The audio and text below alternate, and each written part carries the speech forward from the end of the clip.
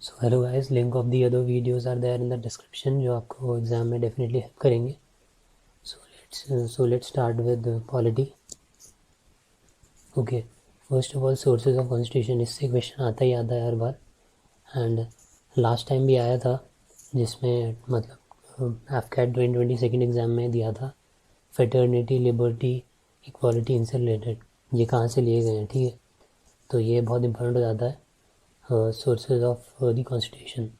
Okay, so first of all काफ़ी कुछ जो लिया गया है कॉन्स्टिट्यूशन में, वो गवर्नमेंट ऑफ इंडिया एक्ट जो आया 1935 में, उसी से लिया गया है. ठीक है, ये दो मेजर सोर्सेज हैं, government of India act 1935 and the British constitution. इन दोनों से मेजरली चीज़ें ली गई हैं. तो let's start with this government of India act 1935.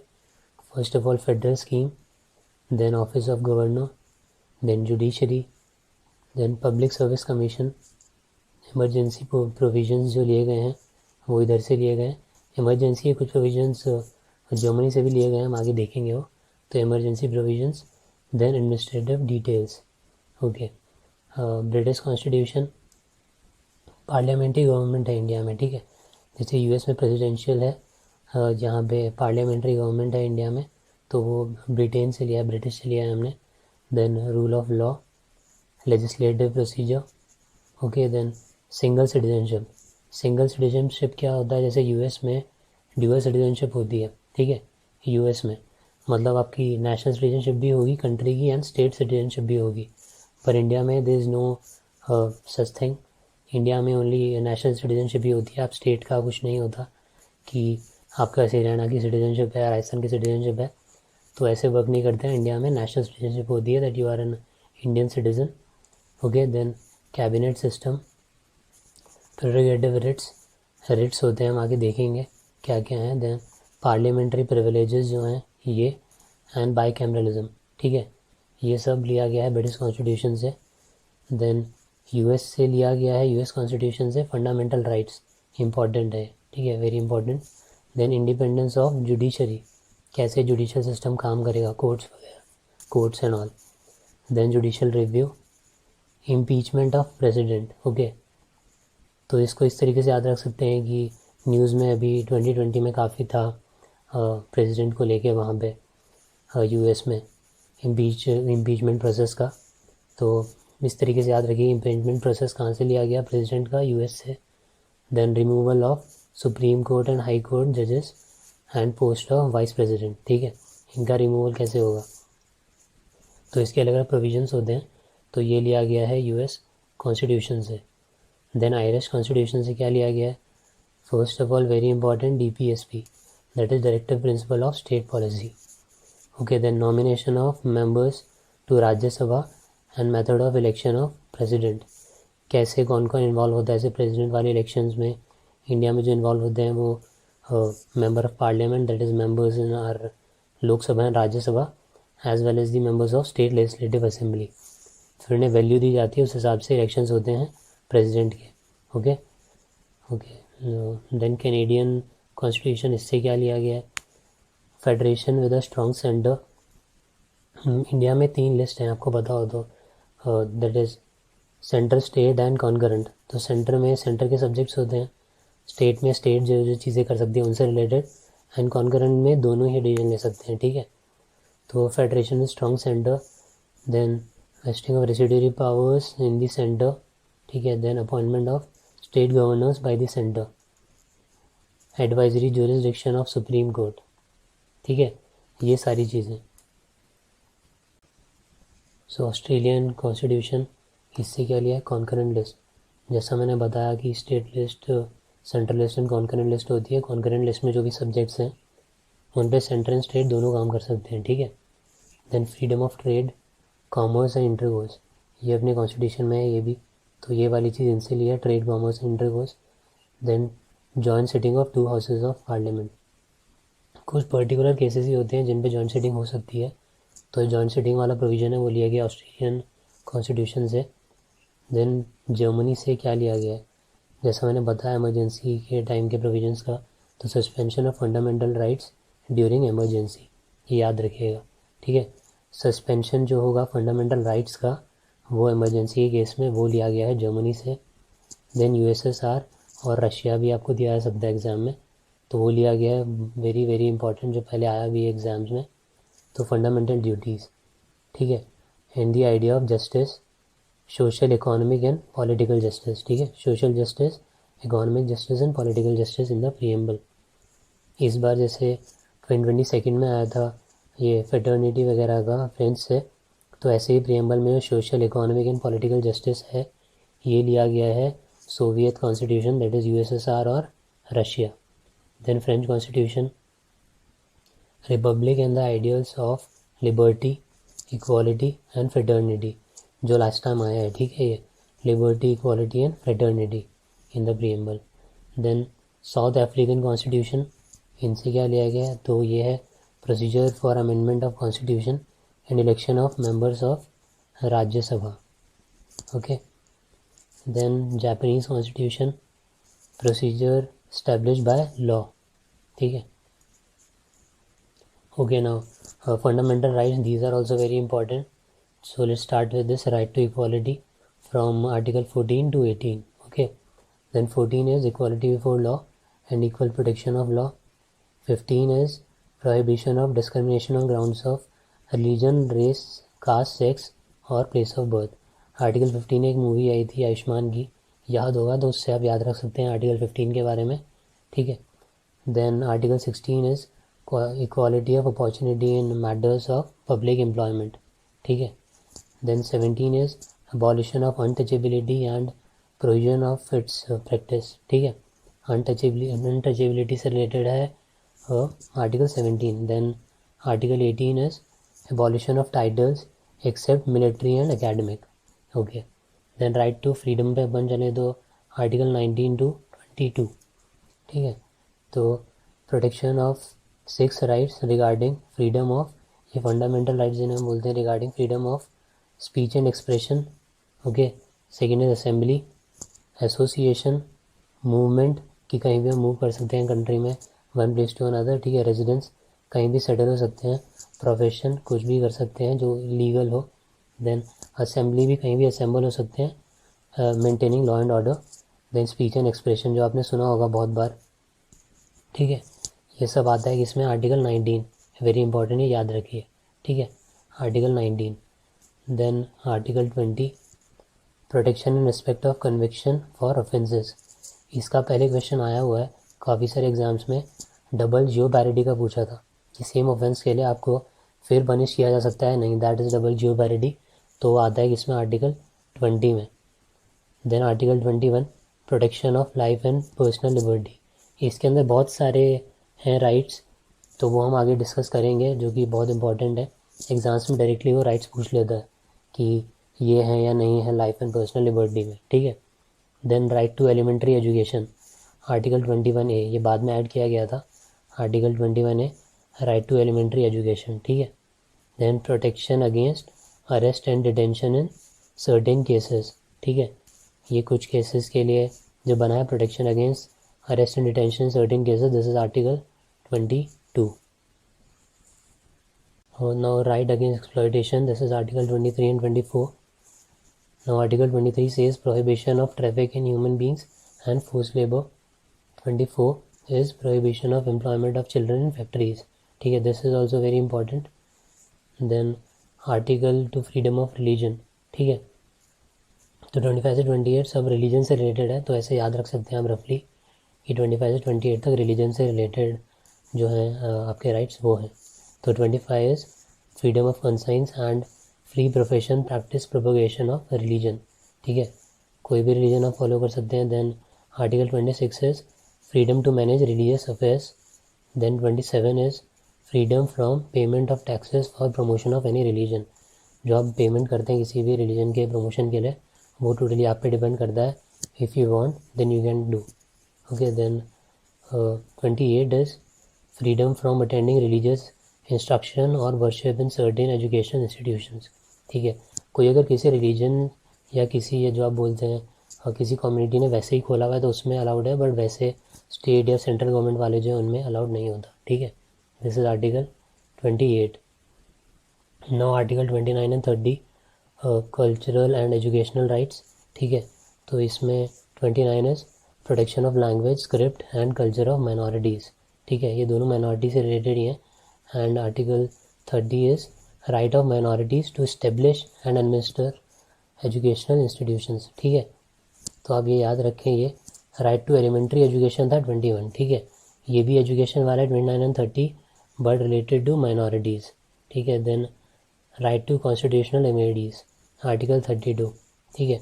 तो इसमें है right to move the supreme court for enforcement of fundamental rights including the writs of habeas corpus, ठीक है। इसमें होता है मतलब टू, इसका मतलब है हैबेस कॉर्पस का to present the body of, ठीक है, किसी को अगर ऑर्डर करा सुप्रीम कोर्ट तो उन्हें आना होगा, उनके सामने प्रेजेंट होना होगा सुप्रीम कोर्ट के, जिसके सामने। देन मैंडेमस इज कमांड की तरह आप समझ सकते हैं, इसका मतलब होता है कमांड। देन प्रोहिबिशन को है कोई अगर केस है जो इन्फीरियर कोर्ट में चल रहा है तो उसे सुपीरियर कोर्ट में लाने के लिए, ठीक है। देन सर्ड्यूलरी, इसमें होता है जैसे कोई, ये भी सेम ही है केस से रिलेटेड, पर इसमें ये होता है अगर एक्सीड कर रहे हैं अपनी जो जुरिसडिक्शन है तो उसे लाना जो हायर कोर्ट है उसमें। देन क्यू वारंटो, ठीक है, article 32। Okay, so this is article 21। मैं बता रहा था कि इम्पोर्टेंट है और कई बार आता है कि ये प्रोविज़न कौन से आर्टिकल में है, ठीक है। तो right to live with human dignity, okay.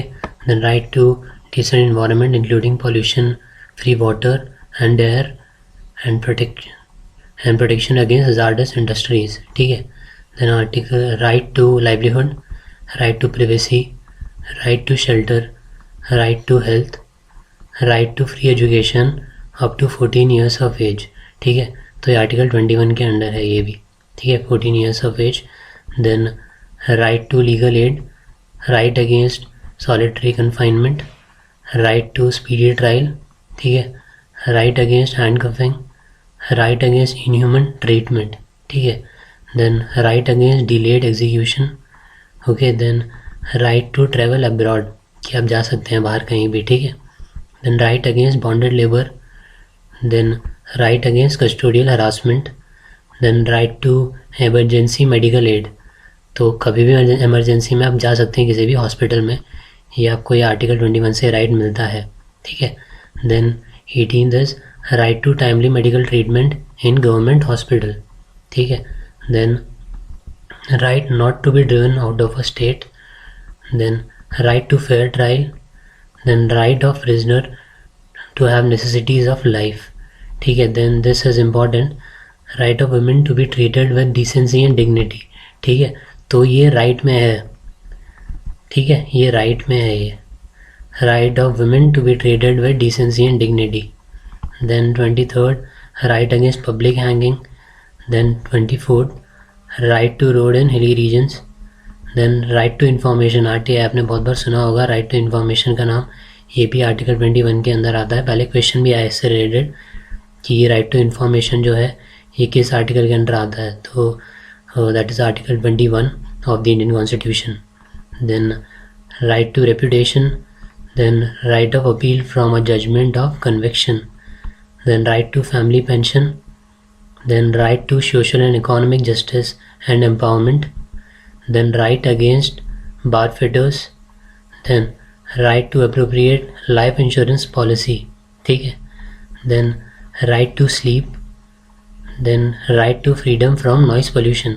Noise pollution के अलग अलग लेवल्स होते हैं as per the area you live in, जैसे रेजिडेंशियल है, इंडस्ट्रियल एरियाज़ हैं, तो उनमें अलग अलग डेसिबल्स में लिमिट्स होती हैं, ठीक है। और डे एंड नाइट टाइम की ये different. Then right to sustainable development and lastly right to opportunity. तो नंबर्स याद रखने की ज़रूरत नहीं है, आप एक बार ये सुन लेंगे और एक बार रीडिंग कर लेंगे तो ये याद आ जाएगा अगर आ रहा है कोई directly right. For example right to travel abroad, ये किस आर्टिकल के अंडर आपको मिलता है राइट, तो that is article 14, okay. Then DPSP, very important, directive principle in state policy, ठीक है। So the constitution does not contain any classification of directive principles, okay. Then however on the basis of their content and direction they can be classified into 3 broad categories, ठीक है। तो क्या क्या है ये, socialistic, Gandhian and liberal intellectual, or somewhere you will also find in different books that western liberal principles. ठीक है, तो ये तीन में आप बेसिकली डिवाइड कर सकते हैं, socialist, Gandhian and liberal intellectual और वेस्टर्न लिबरल्स. ठीक है. DPSP में है ये liberal intellectual or western liberal principles.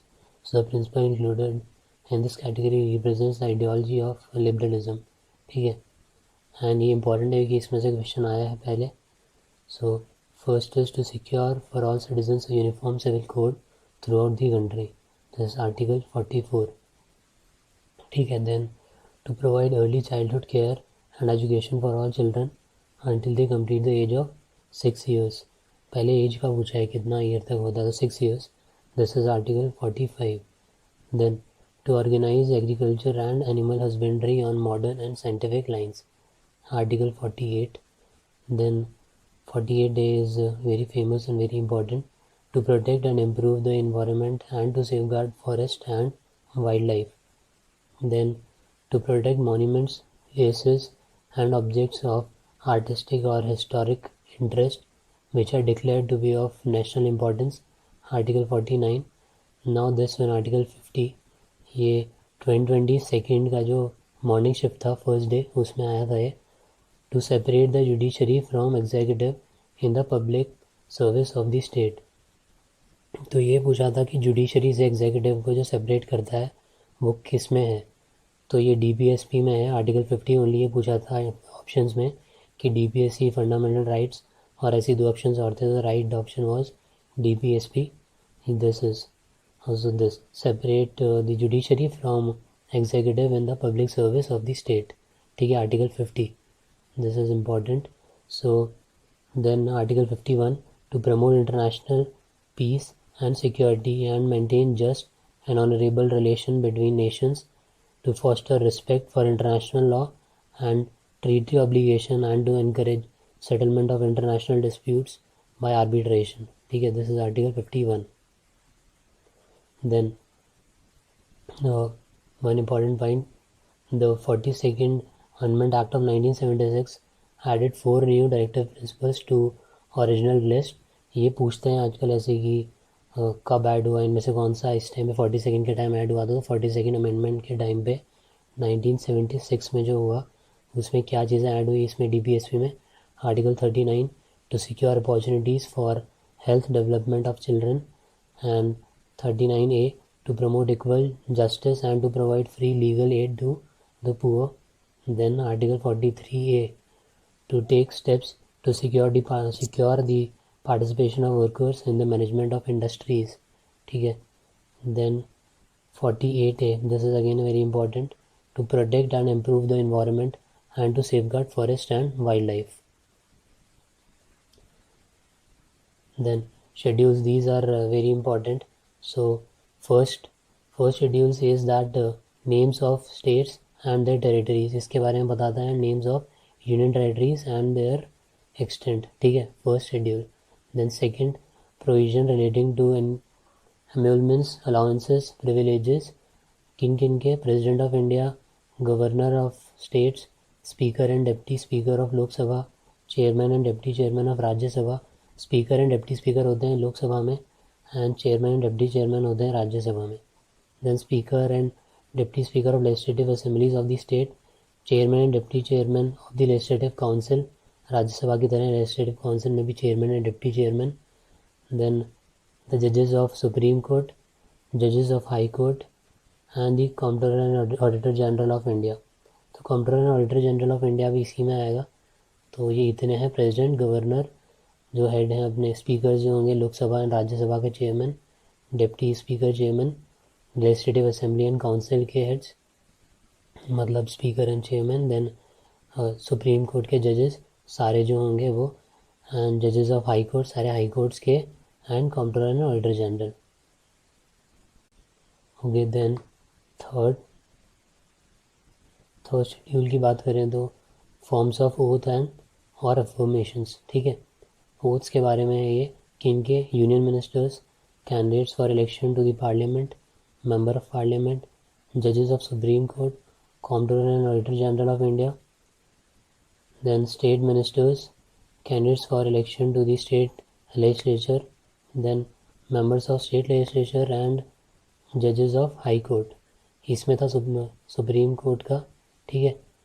Then यहाँ पे जजेस of high court. Then fourth की बात करें तो allocation of seats in Rajya Sabha to the state and the union, ठीक है. Then fifth provision relating to administration and control of scheduled areas and scheduled tribes, ठीक है.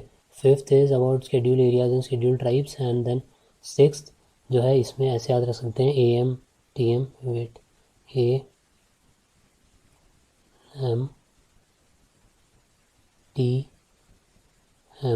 ओके. AMTM why. सिक्स्थ में provision relating to administration of tribal areas in the states of Assam, Meghalaya, Tripura, Mizoram. So AMTM और ATMM, ठीक है. तो इनसे बन जाएगा Assam, Meghalaya, Tripura and Mizoram. Then seventh division of powers जो हैं यूनियन स्टेट जो मैं बता रहा था, ठीक है. तो ये हैं स्टेट लिस्ट, यूनियन लिस्ट और central list, then concurrent list. इनका जो प्रोविज़न है वो इसमें है. फिर इसमें काउंट जो है वो ये है 98 सब्जेक्ट्स हैं जो हमारा यूनियन है यानी सेंटर वाला. देन स्टेट लिस्ट में 59 सब्जेक्ट्स हैं. देन कॉन्करेंट लिस्ट में 52, ठीक है. देन एट्थ में लैंग्वेज के बारे में, ठीक है. तो ये ओरिजिनली 14 लैंग्वेजेस थी बट अभी प्रेजेंटली 22 लैंग्वेजेस हैं, ठीक है.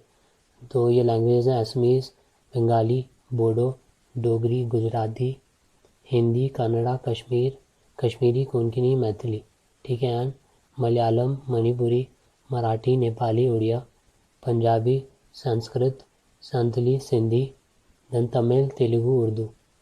Now Sindhi 21st amendments act जो था 21st अमेंडमेंट एक्ट उससे ऐड हुई 1967 में. कोंकणी, मणिपुरी, नेपाली 71st जो हुआ 1992 में. आजकल डेट्स का भूषण लग गए हैं. एंड बोडो, डोगरी, मैथिली एंड संथाली जो थी ये है 92nd अमेंडमेंट जो हुआ 2003 उसमें ऐड हुआ. और उड़िया को रीनेम किया गया उड़िया, ठीक है. ये 96.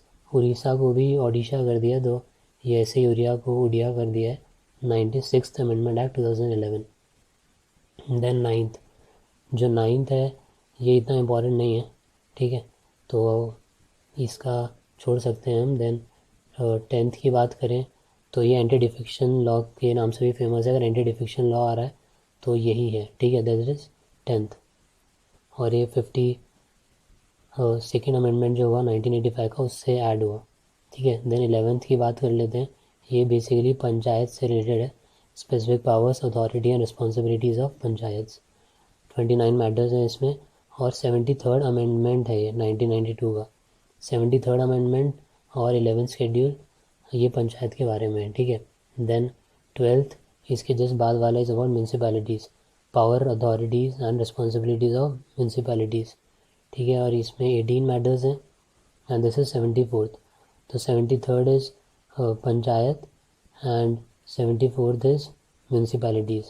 और शेड्यूल है इनका 11th एंड 12th.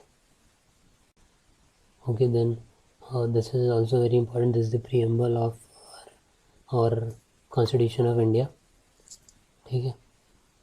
तो एक बार ये रीड कर लेते हैं. The people of India having solemnly resolved to constitute India into a sovereign democratic republic and to secure to all its citizen justice, social, economic, political, ये रशिया से जो हमने लिया USSR, liberty of thoughts, expression, belief, faith and worship, equality of status and of opportunity and to promote them among them all, fraternity, ये भी जो question आया था लास्ट टाइम फ्रांस से, fraternity.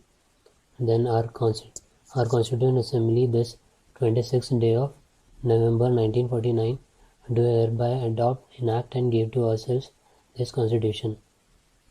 Though we often say that Republic Day is celebrated on 26th of January, Constitution क्योंकि हमने उस time हमारा स्टार्ट हुआ, हमारा कॉन्स्टिट्यूशन बना 26 जनवरी.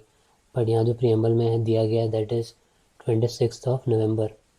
तो चीज़ ये है दैट बिफोर इंडिपेंडेंस 1930 में डिक्लेयर किया गया था कि 26 जनवरी 1930 को as the independence day of India, ठीक है। क्यों किया गया था? 1929 में लाहौर सेशन हुआ था आईएनसी का, इंटरनेशनल कांग्रेस का, जिसके प्रेसिडेंट थे जवाहरलाल नेहरू, एंड तब पूर्ण स्वराज का इनने बोल दिया था।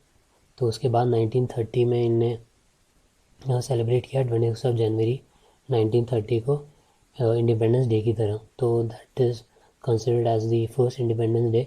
तो इसलिए 26 जनवरी को हम मनाते हैं as republic day and not 26 नवंबर, जब ये एक्सेप्ट किया, क्योंकि स्टार्ट तभी से हुआ था 26 जनवरी से। देन इंटरिम गवर्नमेंट जो बनी 1946 के, दिस इज़ अगेन इम्पॉर्टेंट कि फर्स्ट वाले बहुत क्वेश्चंस आते हैं कि फर्स्ट स्पीकर कौन रहा, तो ये भी इम्पॉर्टेंट है। तो Jawaharlal Nehru, vice president of the council, external affairs and commonwealth relations. Sardar Vallabh Bhai Patel, home and information and broadcasting, Rajendra Prasad, food and agriculture. Then John Mathai, industries and supplies, labour, Jagjivan Ram. Then Sardar Baldev Singh, defence. ठीक है, this is important. Sardar Baldev Singh, defence, interim government में जो बनी थी 1946 में, before independence. Then C.H. Bhabha, work, mines and power. Finance, Liaquat Ali Khan, Abdul Rab Nishtar, post and air. Then Asaf Ali, railways and transport. C Rajagopalachari, education and arts. Commerce, Chundrigar. Then health, Ali Khan, Ghazanfar Ali Khan. Then Jogendra Nath Mandal, इन्हें law. Then president of India, तो first वाले तो पूछता ही है, और जैसे कि Rajendra Prasad was the first president 1950 में जो बने। कई बार ऑड वन आउट में ऐसा रहता है कि सारे नाम दे दिए, अब इनमें से कौन कौन प्रेसिडेंट थे, तो पीएम का पहले आया हुआ है कि इनमें से कौन कौन पीएम थे, जो नहीं थे वो सेलेक्ट करना था। तो इनके नाम ज़रूरी हैं, बस याद रखना, डेट इतना इम्पोर्टेंट नहीं है। तो सर्वपल्ली राधाकृष्णन ये बने बाद में, ये फर्स्ट वैसे वाइस प्रेसिडेंट थे। ठीक है। Then Zakir Hussain, then Venkatagiri, justice Mohammad Hidayatullah. Then again Venkatagiri जो ये 4th नंबर पे हैं। Then Fakhruddin Ali Ahmed, BD Jatti. Then Neelam Sanjiva Reddy. ठीक है। Giani Zail Singh. Then Venkataraman. Then Shankar Dayal Sharma, KR Narayanan, doctor APJ Abdul Kalam. ठीक है। देन प्रतिभा पाटिल, प्रणब मुखर्जी। देन रामनाथ कोविंद। ठीक है। तो इनकी नेम्स इंपॉर्टेंट है, डेट्स इतना इंपॉर्टेंट नहीं है, फर्स्ट बस पता होना चाहिए राजेंद्र प्रसाद, दैट्स इट। बाकी सबके नेम इम्पॉर्टेंट है बस। Vice president Sarvepalli Radhakrishnan, first vice president, बाद में प्रेसिडेंट भी बने, हमने देखा अभी। Then Zakir Hussain, Venkat Giri. Then Gopal Swarup Pathak, BD Jatti and Mohammad Hidayatullah. ठीक है। After this Venkat Raman, Shankar Dayal Sharma, KR Narayanan, Krishan Kant. Then Bhairon Singh Shekhawat, Mohammad Hamid Ansari, again बने 2007-12 से, उसका सेकेंड टर्म 12 से 17 तक। Then now Venkaiah Naidu. ठीक है। इनके भी नेम इम्पॉर्टेंट है। Then prime ministers of India, first we all know Jawaharlal Nehru, prime minister पे ही पहले आया था, दैट इनमें से कौन नहीं बने, तो नेम से इंपॉर्टेंट है इसमें भी, Gulzari Lal Nanda. Then Lal Bahadur Shastri. Then again Gulzari Lal Nanda, Indira Gandhi, Morarji Desai, Charan Singh, Indira Gandhi. Then Rajiv Gandhi. Then Vishwanath Pratap Singh, Chandrashekhar, PV Narasimha Rao. Then Atal Bihari Vajpayee, HD Deve Gowda. Then IK Gujral. Then Atal Bihari Vajpayee and again Atal Bihari Vajpayee after 1 year term, this 98 to 99, then 99 to 2004. Then Dr. Manmohan Singh, then second term Dr. Manmohan Singh 2009 to 14, then Narendra Modi 2014 to 19, and then again in 2019. Okay, then deputy prime minister पहले post हुआ करती थी है, तो first was Sardar Vallabh Bhai Patel 1947 to 50, then Morarji Desai, then Charan Singh and Jagjivan Ram jointly.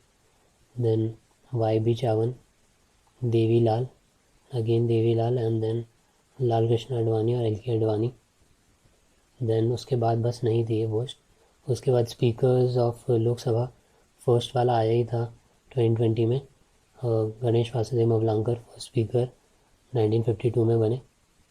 Then Ayyangar, then Hukam Singh, Neelam Sanjiva Reddy, Gurdial Singh Dhillon, Bali Ram Bhagat, then Neelam Sanjiva Reddy, KS Hegde, then Balram Jakhar, Rabi Ray, Shivraj V Patil, PA Sangma, GMC Bala Yogi.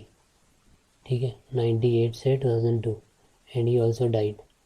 Then Manohar जगानंद Joshi, then Somnath Chatterjee, Manohar Gajanan Joshi, then Somnath Chatterjee, miss Meira Kumar, then miss Sumitra Mahajan, and now Om Birla.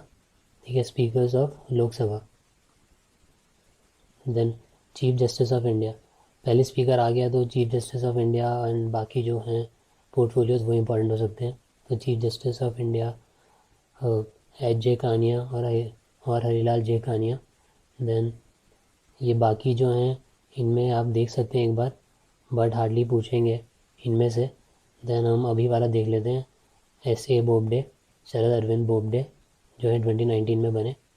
बाकी आप एक बार रीड कर सकते हैं पॉज करके. ठीक है, जिससे कि अगर आए ऑड वन आउट में कि कौन रहे हैं chief justice, in that case it will help you. Then chief election commissioners of India first, this is important. Okay, Sukumar Sen first. In this also Sukumar Sen is important. Then Sunil Arora is important. ठीक है, जो हैं 2018 में जो बने सुनील अरोड़ा. बाकी बीच वाले you can pause and have a look, जिससे कि ऑड वन आउट में अगेन अगर आए तो हेल्प हो. ठीक है, first is important Sukumar Sen and then Sunil Arora. Okay, then controller and auditor general, this is again important. Narahari Rao, V Narahari Rao first जो रहे 1948 से 1954. AK Chanda, then AK Roy, then Ranganathan, A Bakshi, then Gyan Prakash, TN Chaturvedi, then CG Somaiya, VK Shunglu, VN Kaul, Vinod Rai, Shashikant Sharma, Rajiv Mehrishi. ये 2017 में बने थे एंड नाउ 2020 में.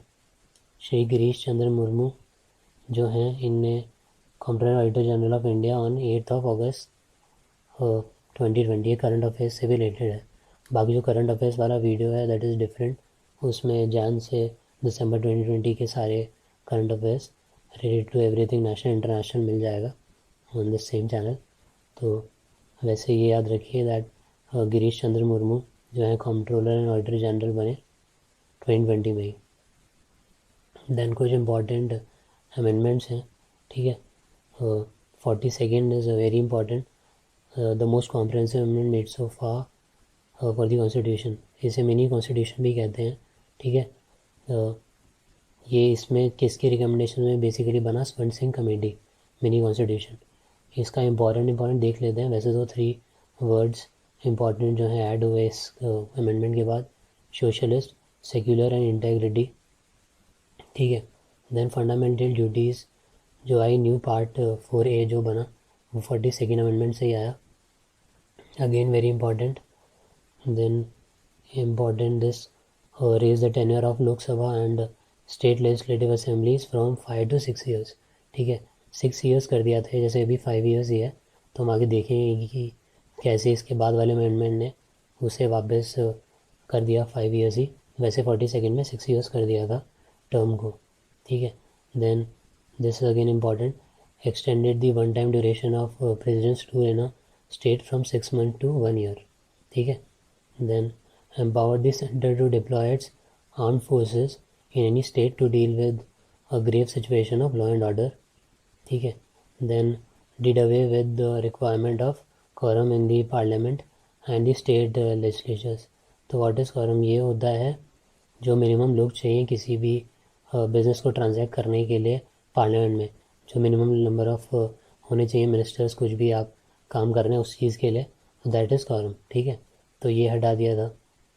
Then empower the parliament to decide from time to time the rights and privileges of its members and committees. Then provide for creation of all India judicial services. ठीक है, ये important है। बाकी if you want you can pause the video and हाँ बाकी भी देख सकते हैं जो बचे हैं। बाकी जो मैंने बताया these are really important. Then 44th, अब काफ़ी सारी चीज़ें 42nd में लगाई, 48th ने हटा दी। ठीक है, तो restored, first of all restored the original term of Lok Sabha and the state legislative assemblies from 6 years to 5 years। 42nd में 6 years हुआ था 5 से, 44th में again back to 5 years। Then restore the provision with regard to quorum in the parliament, जो हटा दिया था minimum number of लोग जो चाहिए पार्लियामेंट मिनिस्टर्स जो चाहिए कुछ भी करने के लिए, वो वापस आ गया था। ठीक है, deleted the provision which made the satisfaction of the president, governor and administrators final in issuing ordinances. ठीक है, then replace the term internal disturbance, इसके बाद हटा था 44th में हटा दिया internal disturbances by armed rebellion. ठीक है, इससे पहले इंटरनल था, ये क्वेश्चन इंपॉर्टेंट है, पहले आया है। तो इंटरनल डिस्टर्बेंसेस को हटा दिया आर्म्ड रेबिलियन से 44th में। Made the president to declare a national emergency only on the written recommendation of cabinet, आप खुद से नहीं कर सकते, कैबिनेट की रिकमेंडेशन पे ही होगा इमरजेंसी का। ठीक है, then deleted the right to property from the list of fundamental rights and made it only a legal right, provided that the fundamental rights guaranteed by Article 20 and 21 cannot be suspended during emergency। Article 20 and 21 नहीं suspend होते emergency के time। omitted the provision which took away the power of the court to decide election disputes of the president, vice president, prime minister and speaker of Lok Sabha। Okay, so other important amendments, then this was 73rd amendment act 1992।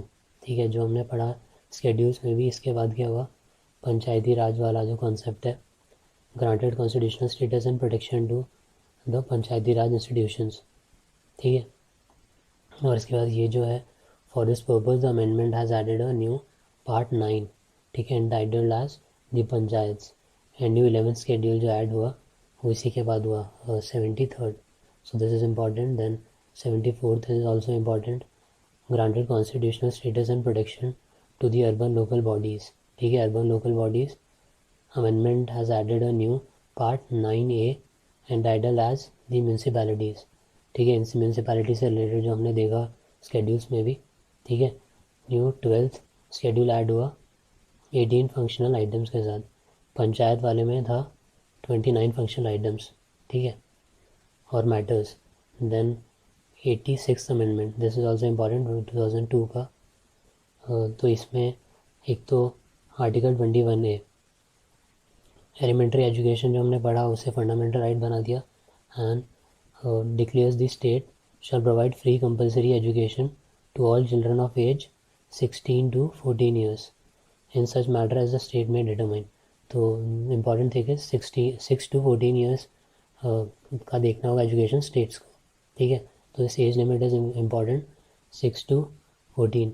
Then जो article 45 है DPSP, it now reads the state shall endeavour to provide early childhood care and education for children until they complete the age of 6 years। जो early childhood care है वो भी provide करानी होगी related to medical और other things 6 की age तक। Then this one article 51A, this is really important. 51A जो क्या है, it shall be the duty of every citizen of India who is a parent और guardian to provide opportunities for education to his child और ward between the age 6 and 14 years। ठीक है, this is there in the fundamental duties, article 51A।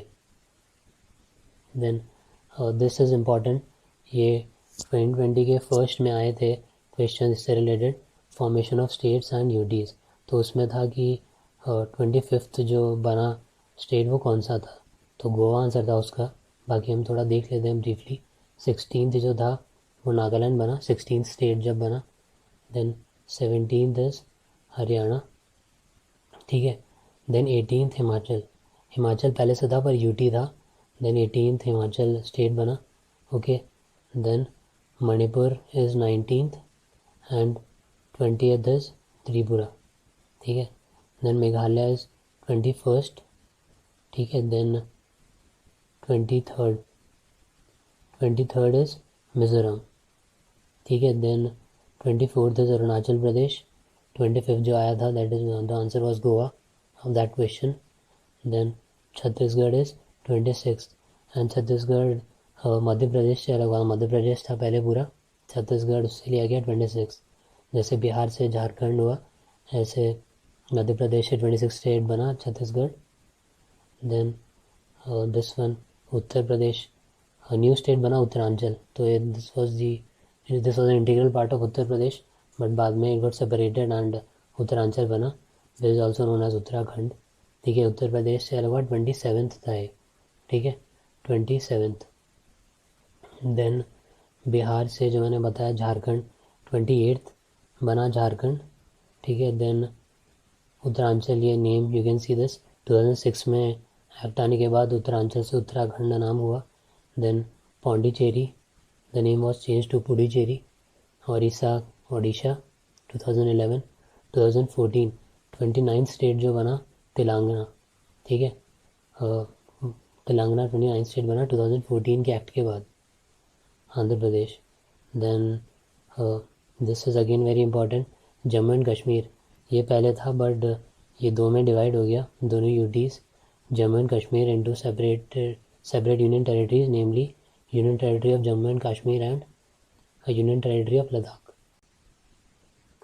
And one more important thing is Dadra and Nagar Haveli and Daman and Diu, these were 2 separate union territories, okay.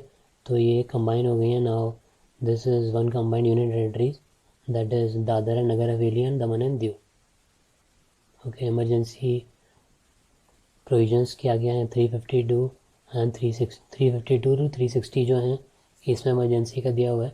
बाकी हम देखें तो ये important है बहुत, 352, 356 and 360, ठीक है, 360। देन 352 की बात करें तो proclamation of emergency, national emergency के नाम से भी जाना जाता है, नेशनल इमरजेंसी 352 से लग दी है।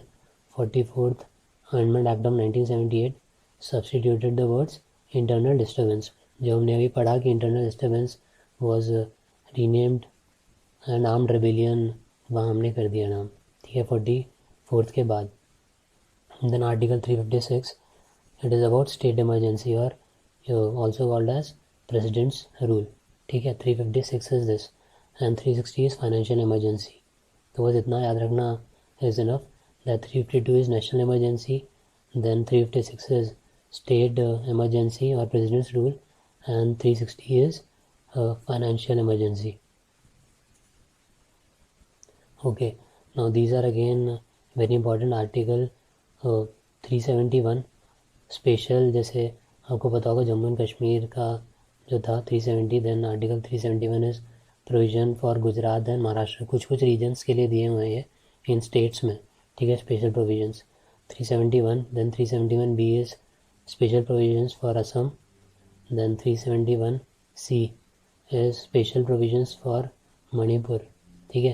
371D special provisions for Andhra Pradesh, then 371G is provisions for Mizoram, ठीक है। 371H is special provisions for Arunachal Pradesh, 371I is special provisions for Goa, okay। Then 371J is special provisions for Karnataka, ठीक है।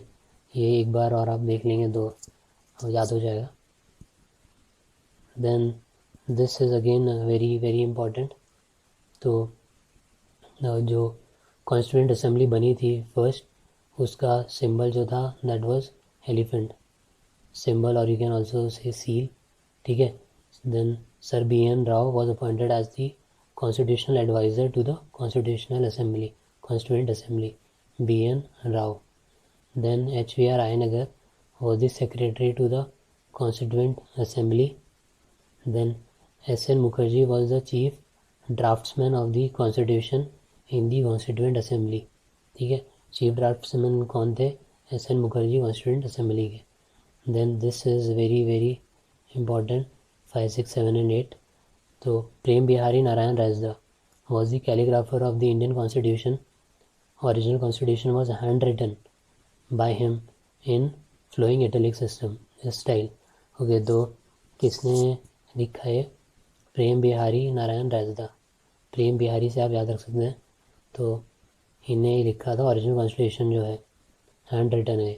Then original version was beautified and decorated by artist from Shanti Niketan including Nandalal Bose and Beohar Ram Manohar Sinha.